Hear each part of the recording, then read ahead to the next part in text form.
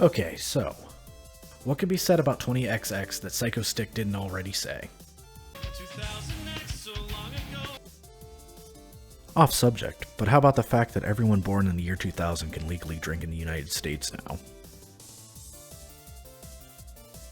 20XX is alphabetically the first game in my Epic library.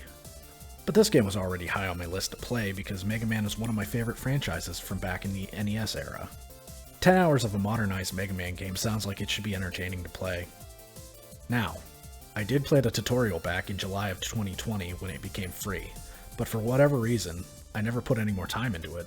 Which has me thinking, I can't remember if I ever beat Mega Man 6 on the actual NES, or if it took me playing on an emulator many years later to finally finish it. But I did eventually finish all 5 of the NES Mega Mans, 2 through 6.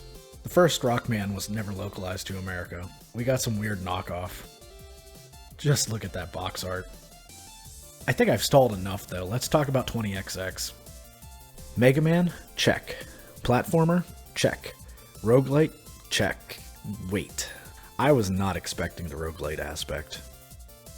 You start off playing one of 8 levels randomly, with a boss at the end. Upon defeating said level's boss, you get the choice between one of 3 remaining levels. The levels have variations and get tougher as you play. The later the level, the stronger the enemies will be, the more hazards on the map, and the tighter the platforming gets. You do get power-ups along the way to help offset this though. More health, higher damage, and suit upgrades. You keep playing until you lose, decided by the difficulty you picked. Reverent is the easiest difficulty, giving 3 lives. Normal gives 1 life, and Defiant lets you pick from a list of disadvantages, making it the harder difficulty. While you do get some resources, called chips, that can be used at the hub for permanent upgrades, everything else is lost. Oh, the boss fights get tougher too. Okay, I think you get it. It's a roguelite. What's nice about this is you have to play differently every new game you start. What sucks about it is that you have to play differently every time you start.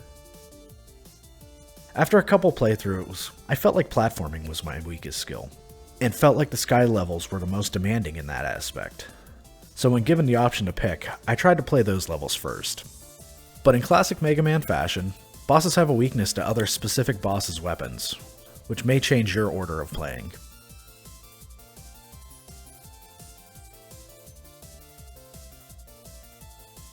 I like how you get to pick between Rock and Zero, or Nina and Ace, or for people that aren't familiar with Mega Man, Ranged Gal and Sword Guy. Nina gets a blaster as her main weapon, while Ace gets a sword. To offset the range disadvantage, Ace also has much higher damage, but you will probably want to take some of the ranged powers from defeating bosses, to ease some of the later levels. I rarely use controllers for games anymore, but there are just some game genres that play better with one.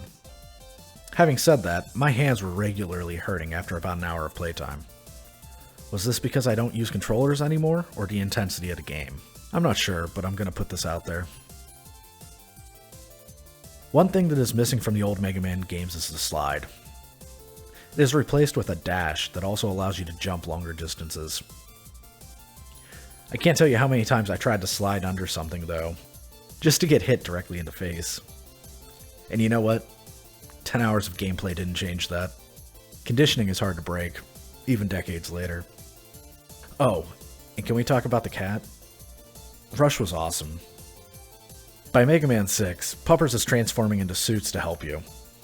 Then there is this cat. Drop some resources or an upgrade and it just nods off. Thanks, I guess. This is why we're working on robot dogs, not cats. Overall, the gameplay is very enjoyable. I would absolutely recommend 20XX if you're into side-scrolling run-and-gun style platformers. My frustration with the platforming eased with every playthrough, and unlocking new weapons kept me trying just one more run.